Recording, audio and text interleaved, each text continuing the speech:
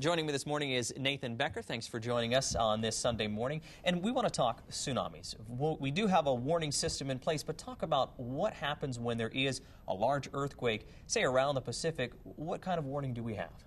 Well, when we have a large earthquake, the first thing we do is try to determine how big it is and where it is, and if it meets the right criteria, if it's underwater and if it's large enough and it's shallow inside the Earth's crust.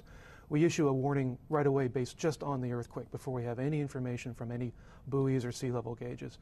And it'll take time for us to get information from those gauges because depending on where the gauges are, it could take hours sometimes before we even know if there actually is a tsunami or not. And in the case of the Chile tsunami, there wasn't a tsunami detected in Chile right away, but it actually destroyed some gauges. And some of the gauges, they're only transmitted once an hour. So it took several hours before we could actually characterize a tsunami very well. We're talking about last year's tsunami. Obviously, it's been a year later. Has anything changed as far as what we have in place to give us an alert or to narrow down just on exactly how big or how small a tsunami might be? Yeah, there's a couple of things. One is the sea level gauges I just mentioned in Chile now transmit every 5 minutes. It used to, as I mentioned, it used to be only an hour.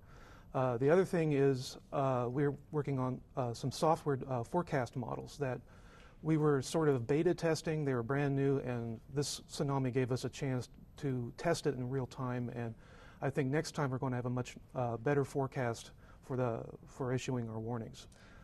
I was told that this is kind of like weather forecasting. When they first had satellites, we were able to kind of pinpoint where a weather system was, and now we have computer models that can really pinpoint where weather is headed, and we're kind of getting that in that direction with tsunami. That's an interesting analogy because we have no satellite for tsunamis. We only have ground-based or sea-based sensors. So we have the models, but we don't have anything that has a comprehensive view of the ocean surface.